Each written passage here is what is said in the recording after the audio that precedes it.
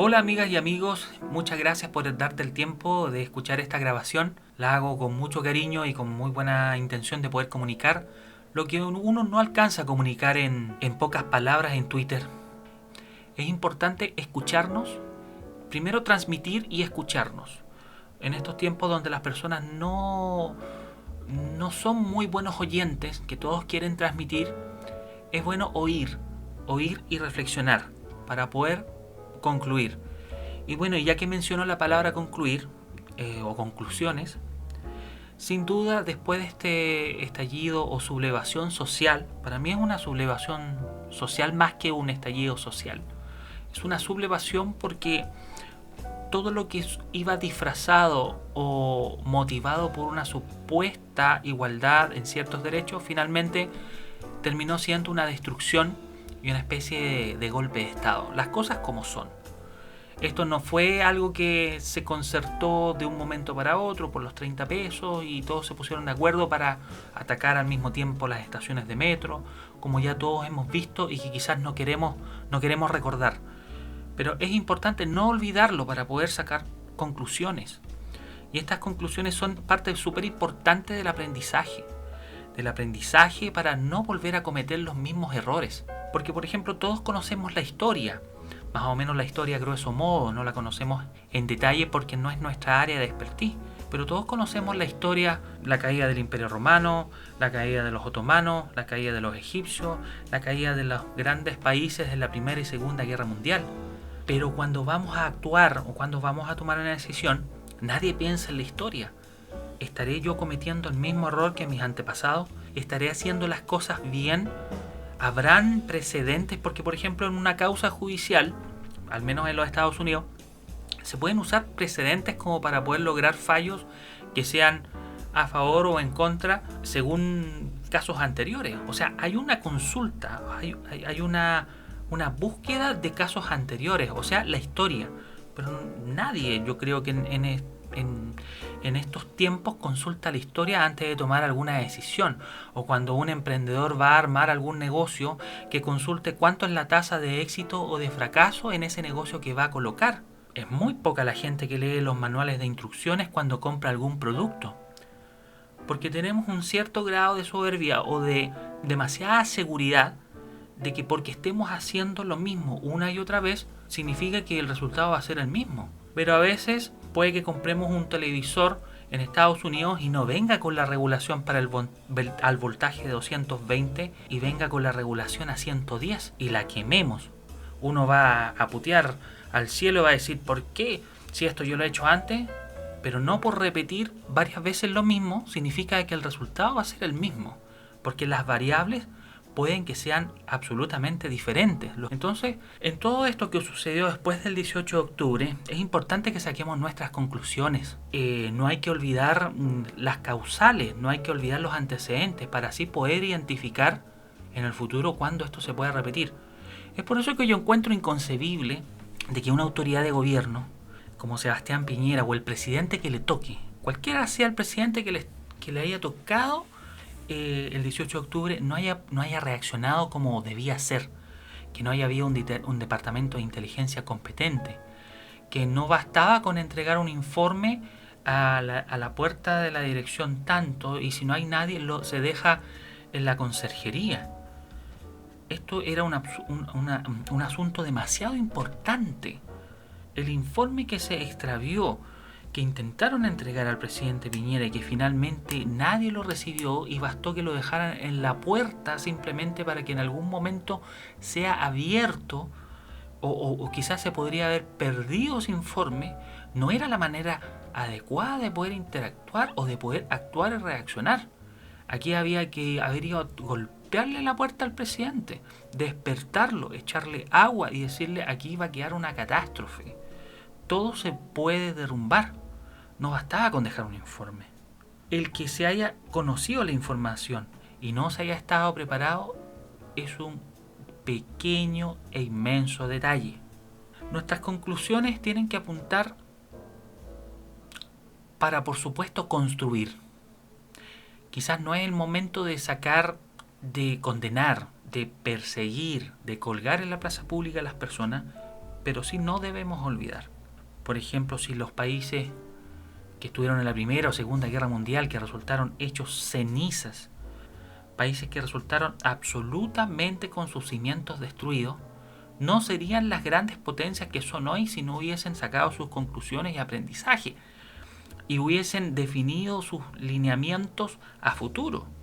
Yo creo que en Chile la recuperación económica, espero, y todos yo creo que esperamos, de que no sea tan difícil de recuperar.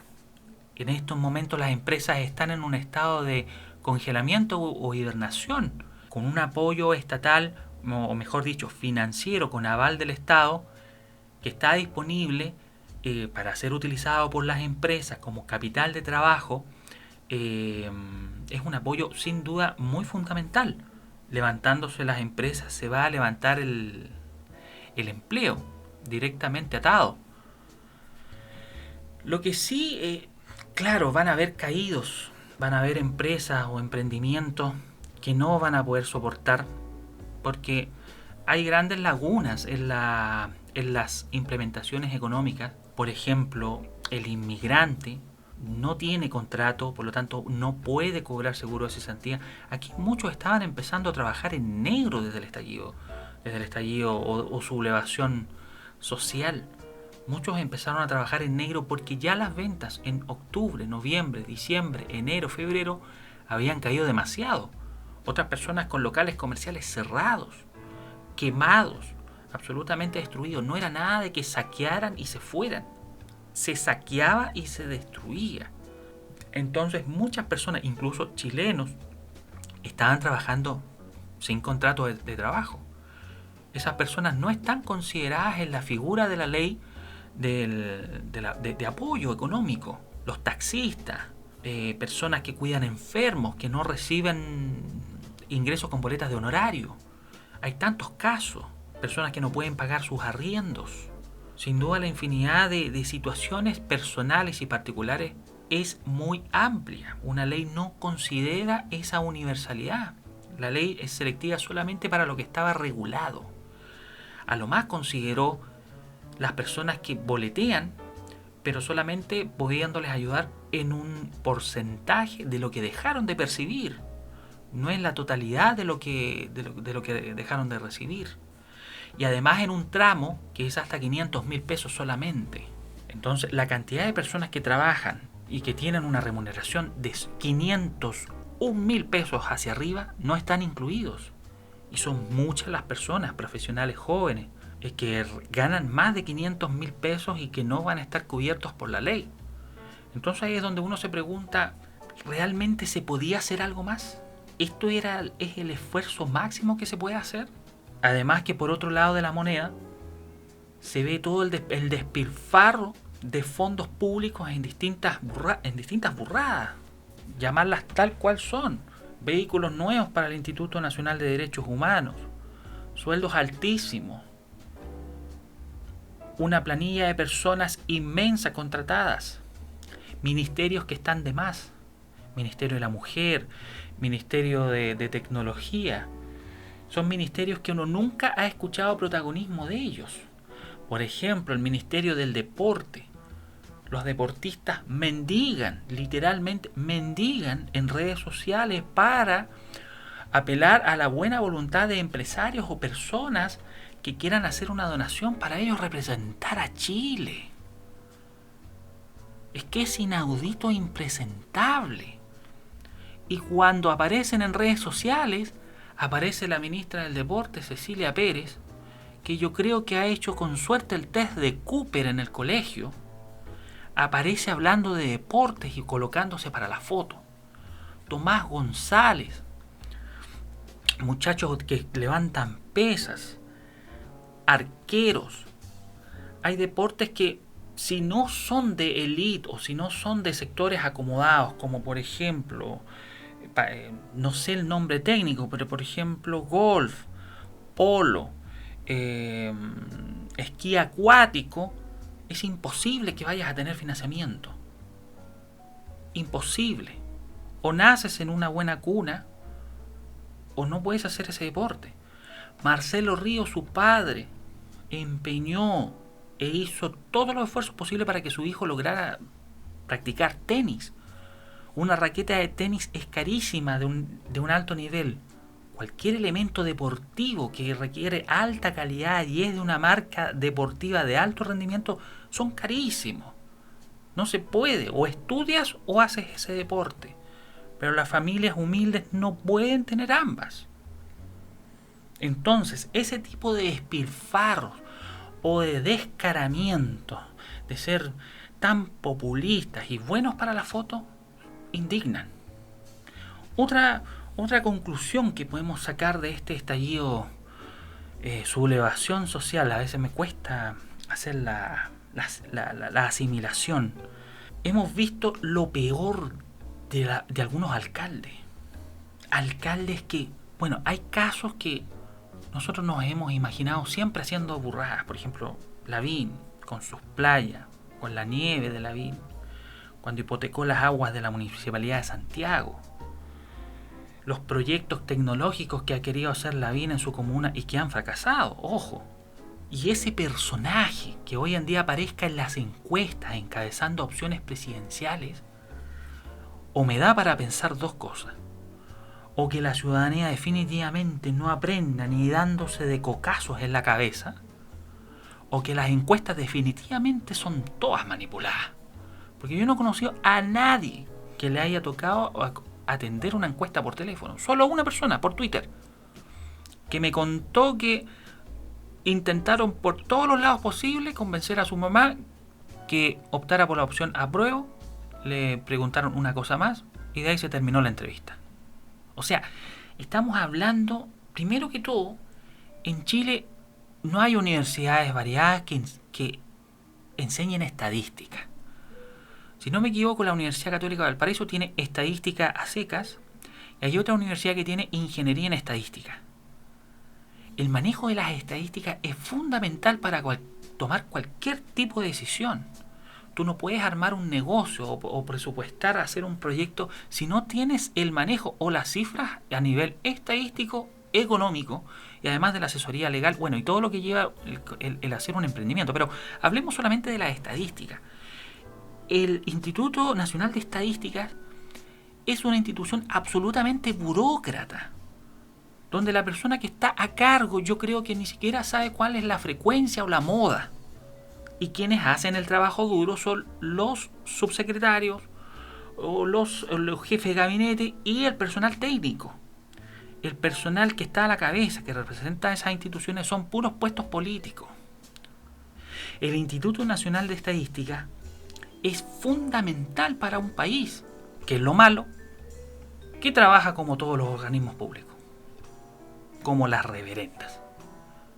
Entonces, todo este tipo de encuestas serían perfectamente sondeables si el Instituto Nacional de Estadística funcionara como el organismo que debiese ser. Que hiciera estadísticas sin fines políticos. Pero en cambio, tenemos un contrato millonario celebrado con la Academ, con la exclusividad de ser la firma que levanta información para el gobierno. ¿Y qué es lo peor? Que la levanta horrible. Entonces el presidente Piñera, en vez de ponerse los pantalones, porque pensaba de que todo el mundo quería una nueva constitución, perdón, al revés, pensando de que todo el mundo, correcto, quería una constitución, no se dio cuenta de que los que estaban reventando y destruyendo Chile era el 1% de la población. Entonces tú no puedes tener un instituto de estadística que te entregue información mala y que a pesar de que dicen que ellos no gobiernan con las estadísticas, que las estadísticas ellos gobiernan para la gente, eso es absolutamente mentira. Mentira, mentira. ¿A ti te importa lo que la gente opine de ti? A todo el mundo le importa lo que la gente opine de uno. Lo que sí aparenta o trata uno de mostrarte que eso no afecta a mis decisiones. Pero si tú vas a la calle y todos te dicen, oye, los pantalones feos, oye, los pantalones pa' feos, oye, pantalones feos, ¿tú vas a seguir con esos pantalones más allá de 20 cuadras? Pero no puede haber una persona de que le digan eso durante 20 cuadras y no dude o al menos considere que quizás los pantalones puedan ser horribles. Por lo tanto, que el gobierno diga que no le interesan las encuestas, eso no se lo cree ni ellos mismos. Nadie. Entonces, ¿para qué hacen encuestas presidenciales, encuestas para elecciones de alcalde, encuestas para cores, para gobernadores? ¿Para qué? Si no las consideran. Entonces sería simplemente un negociado. Pero las encuestas sin duda sirven, bien hechas, por gente experta. No puedes tú hacer una encuesta académica entrevistando a 700 personas, tratar de representar el universo completo de 17 millones. Tú no puedes tener una muestra tan pequeña para representar 17 millones de personas, pero no con 700 personas. Además, que ustedes creen que cómo funciona, van a certificar la calidad de los encuestadores. Hola, lo llamo de la encuesta académica. Porque típico, van a ser muchachos jóvenes con desgano y con ganas de hacer luego la pega para cobrar la boleta de 20.000 pesos al día. Hola, ¿usted cree que usted va por la prueba? Sí, porque usted va por la prueba, ¿verdad? Si tú preguntas de esa manera, es obvio que te van a decir que voy por la prueba. Distinto es preguntar, buenos días, ¿qué opción lo representa más a usted? ¿El apruebo o el rechazo? Pero son respuestas inducidas, lo más seguro. Entonces el presidente, volviendo al tema, el presidente Piñera piensa que el país se está quemando y que todo esto se va a venir abajo porque toda la gente quiere constitución, pero finalmente era el 1%. Y hoy en día podemos ver de que esto se viene dando desde hace años, desde la época desde el primer periodo de la Mami Bachelet, donde empezaron a surgir los movimientos feministas, los movimientos No Más FP, No Más TAG, la Revolución Pingüina, bueno, los empleados públicos. A los empleados públicos en ese tiempo se les reajustó cerca de un 7%. ¿A quién le suben el sueldo un 7% en sus trabajos? Los empleados públicos son un tema para debatir en otro capítulo, sin duda, lo vamos a dejar anotado inmediatamente. Empleados públicos, aquí anotado. Esto da para rato.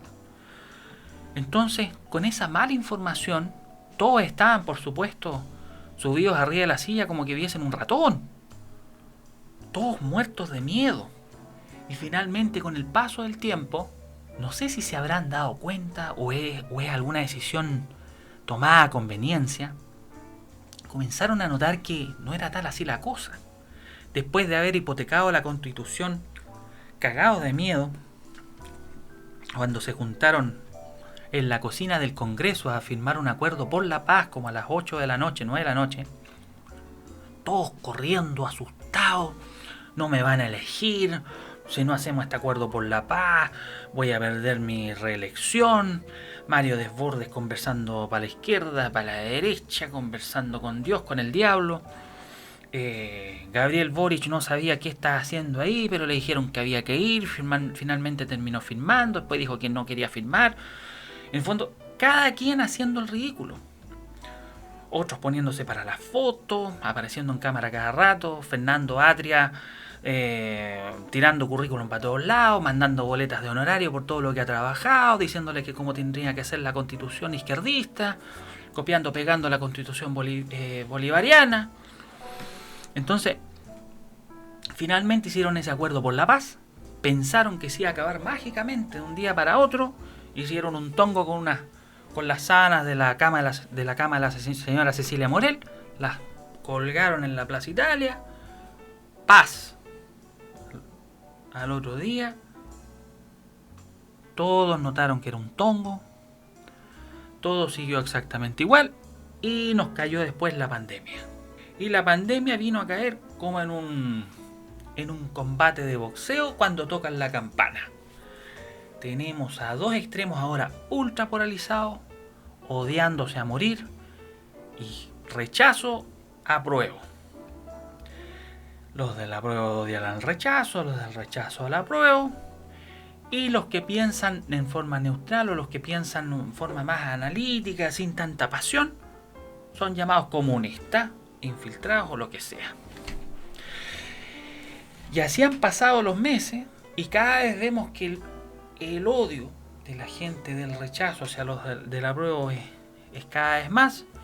Y la gente del apruebo odia a los del rechazo y odia a los políticos. Pero la gente del rechazo odia a los del apruebo, pero no se acuerdan de los políticos, que a través de los políticos llegamos como estamos. No nos olvidemos de que el presidente que escogimos, que el presidente que salió electo, era lo mejor que había. Estaba Alejandro Guillet, Sebastián Piñera, y la pregunta era, ¿quién es el menos malo? Sebastián Piñera, empresario, al menos la economía va a andar bien. Más o menos ese es el pensamiento de quien vota por Piñera. Va a andar bien, sí, es un pillo, sí, tiene causas pendientes, robó el banco de Talca, pero puta, entre Alejandro y Guillet, que se anda quedando dormido, que quiere estatizar todo, no lo conozco, más vale diablo conocido que diablo por conocer. Voto por Piñera.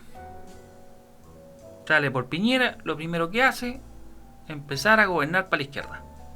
Sacó todo el proyecto de gobierno de Michelle Bachelet, lo desempolvó.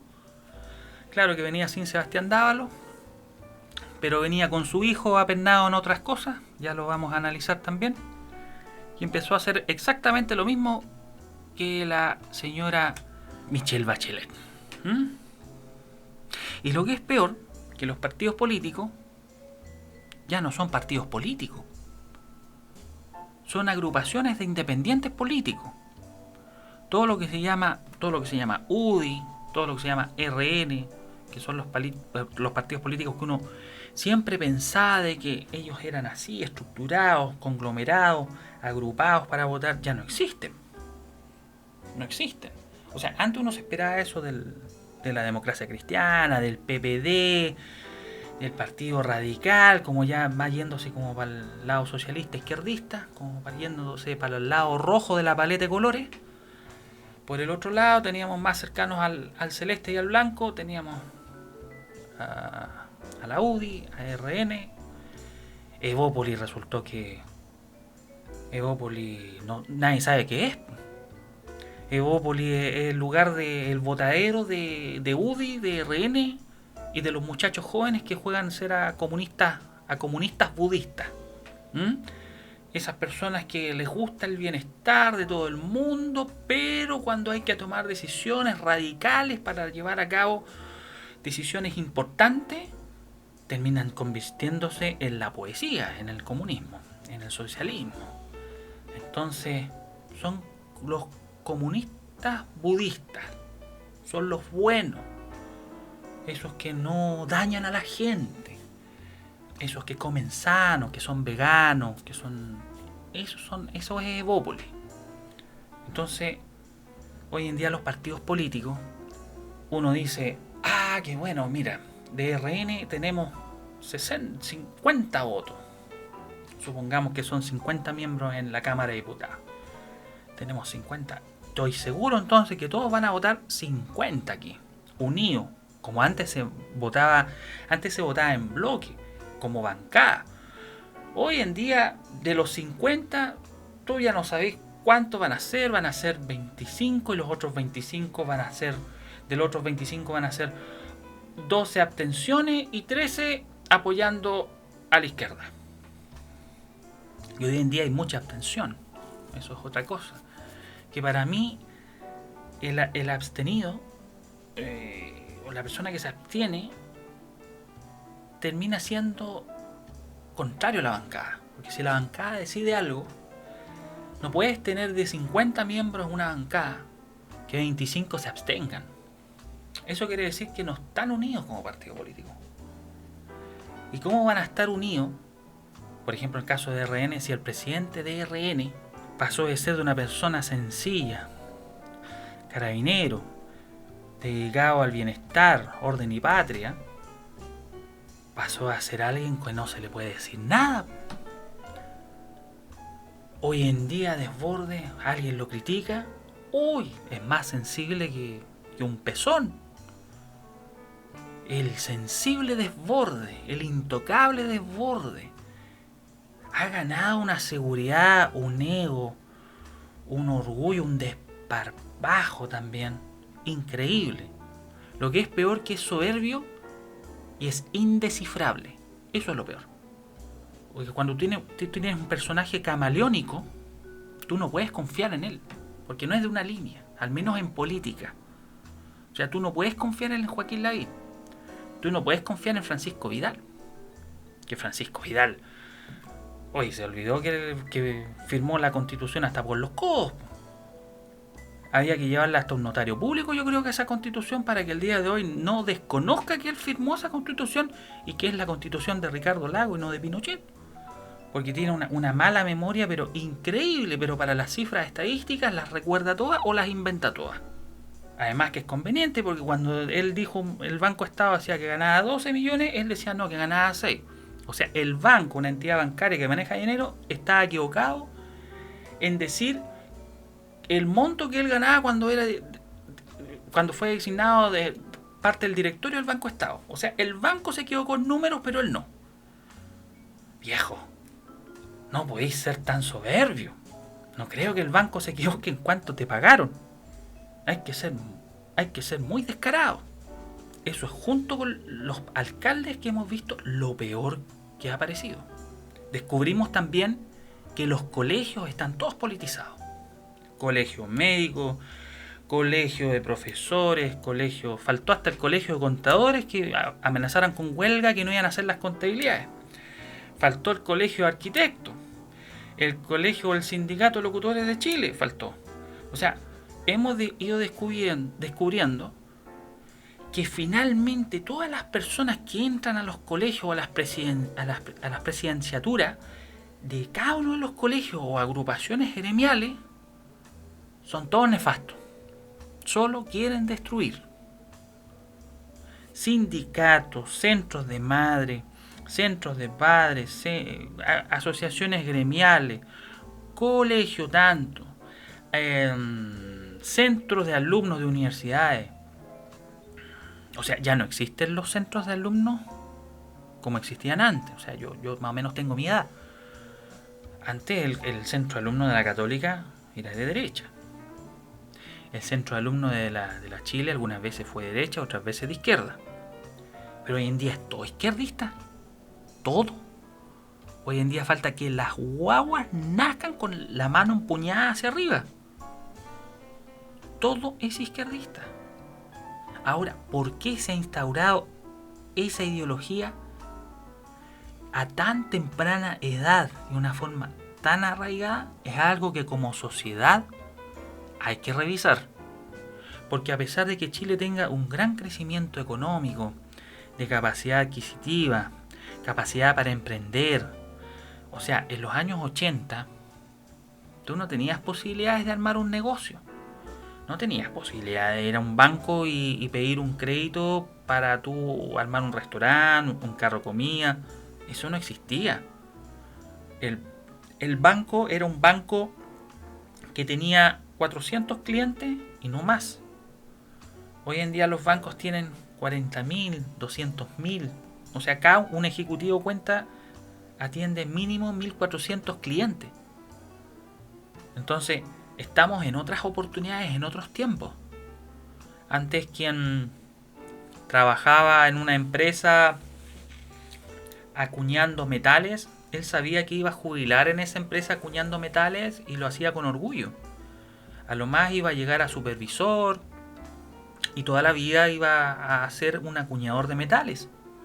Hoy en día los jóvenes crecen y a los 18 años quieren ser gerentes y a los 2 años o al año, ni siquiera a los 2 años, al año de estar en el mismo puesto ya quieren ser dueños de la empresa.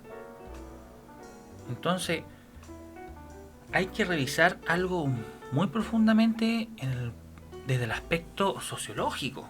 Como sociedad, como seres humanos, como sistema, hay que revisar muchas cosas. El por qué en estos 30 años, desde el retorno de la democracia, se empezó a instalar poco a poco, sin darnos cuenta, porque estábamos embobados con la tecnología, con los viajes, con el TV cable, con el fútbol, se empezó a instaurar debajo de nuestras narices este cáncer, esta idea revolucionaria. A los jóvenes en general les gusta la idea revolucionaria porque cuando uno es joven uno se cree el rey del mundo, el que nunca le va a pasar esto, es irreverente, pero arraigarse en tantos sectores de la sociedad merece un análisis bastante profundo. Bueno, ese como parte de algunas conclusiones que podemos ir sacando después del 18 de octubre y que me imagino que ustedes en sus casas conversarán de las frustraciones, de lo preocupante que es el futuro. Es que algo positivo que ha sucedido es la unión. La gente ha perdido el miedo. Las personas, por ejemplo, cuando recién partió la sublevación social en octubre, Twitter, bueno, mi cuenta de Twitter es antigua, del 2009, pero era ampliamente dominada por las personas que están a favor de quemar Chile, a favor de destruir, a favor de romper los valores. Era en un amplio porcentaje. Y las personas que opinaban diferente opinaban sin sus nombres, lógicamente con la absoluta comprensión de que se sintieran amedrentados o con temores a sus vidas. Porque había una amplia campaña de difusión de datos personales o de revelamiento de identidades de las personas que pensaran diferente. Y hoy en día, al pasar los meses, por eso que a veces pienso que la pandemia fue quizás algo bueno para darle una pausa a este conflicto y las personas pudiesen motivarse o darse cuenta de que la gente tiene que hacer algo. Se debe hacer algo. Si tú quieres conservar un sistema, quieres conservar la institucionalidad, quieres conservar los valores, quieres conservar en el fondo las cosas en que tú crees, es necesario hacer algo. Hay que involucrarse, hay que tomar partido. Entonces las personas poco a poco han ido perdiendo el miedo, han visto que otros se han atrevido, han visto que otros se están agrupando, se están organizando, y eso sin duda es positivo. Es positivo porque siempre el estar atento a lo que nos rodea es bueno. No nos toma por sorpresa. Lo tenemos previsto quizás. Nos permite reaccionar y tomar mejores decisiones. Entonces, la unión, ya sea por el apruebo o por el rechazo, es algo positivo. Ya el hecho de unirse por una causa, por una necesidad, o mejor dicho, por una creencia, es bueno. El individualismo nunca fue bueno. Y precisamente el individualismo que nos enfocaron, la superficialidad, eso nunca aporta a la sociedad humana. Eso nos debilita y nos segrega. Por lo tanto, es muy positivo que haya unión, ya sea para una opción o para otra. También el sentimiento patriota ha aparecido. El sentimiento por cuidar lo que uno cree como valórico. Lo que la familia, los símbolos patrios. Porque una cosa es la política y lo otro es la patria.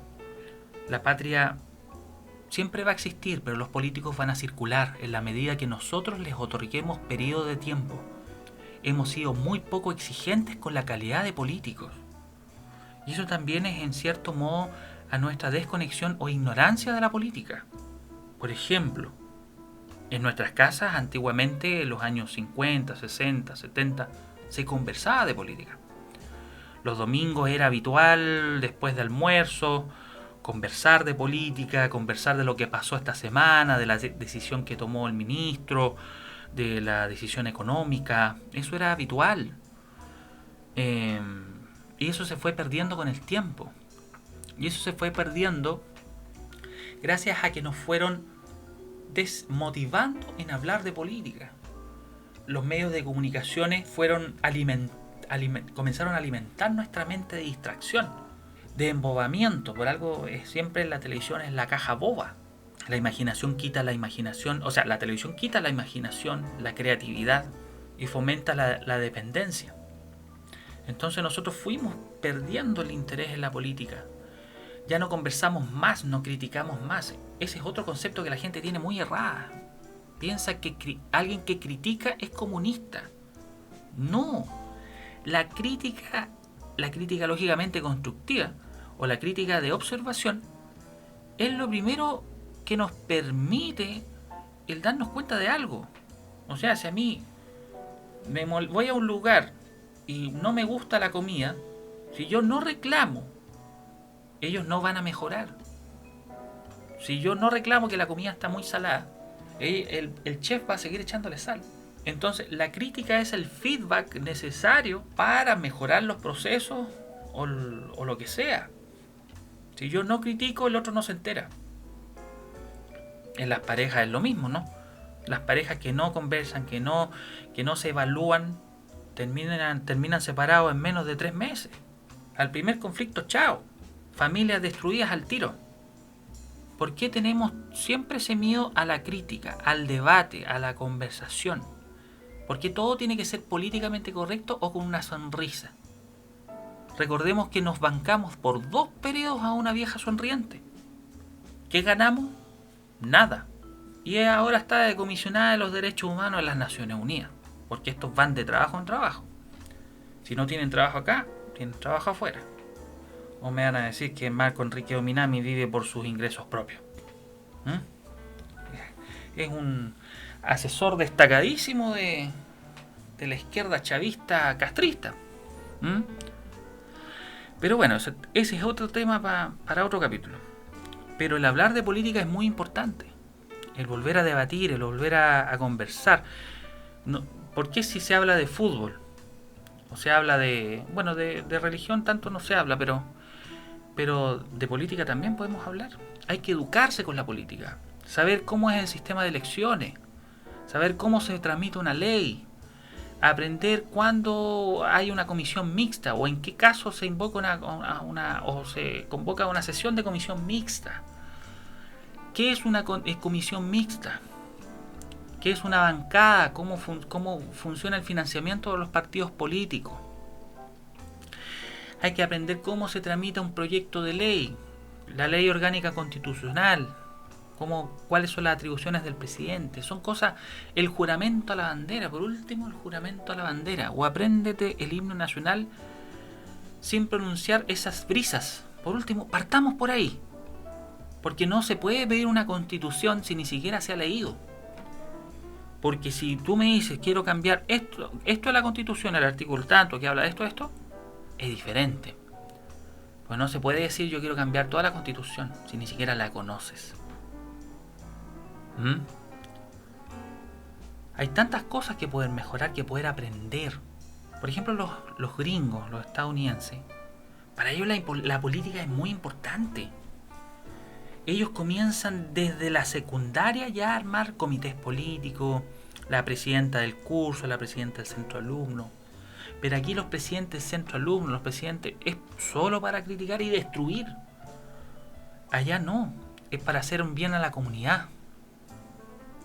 En Estados Unidos se habla de política en las mesas, se conversa de política en las familias. Para el estadounidense las elecciones son muy importantes.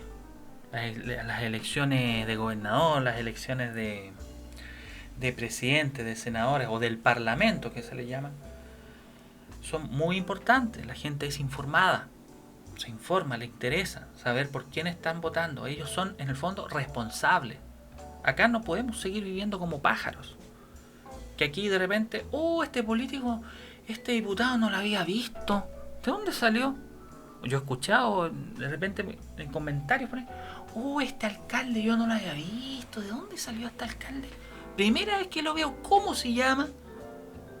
O sea, mínimo, conocer un poco el país donde estás. Tu país, es tu responsabilidad. Si una ley nos obligó a ponerle chip a las mascotas, Entonces, ¿deberá haber una ley que nos obligue a interesarnos en nuestro sistema político? Es para pensarlo y reflexionar. Un abrazo para todos. Chao, chao.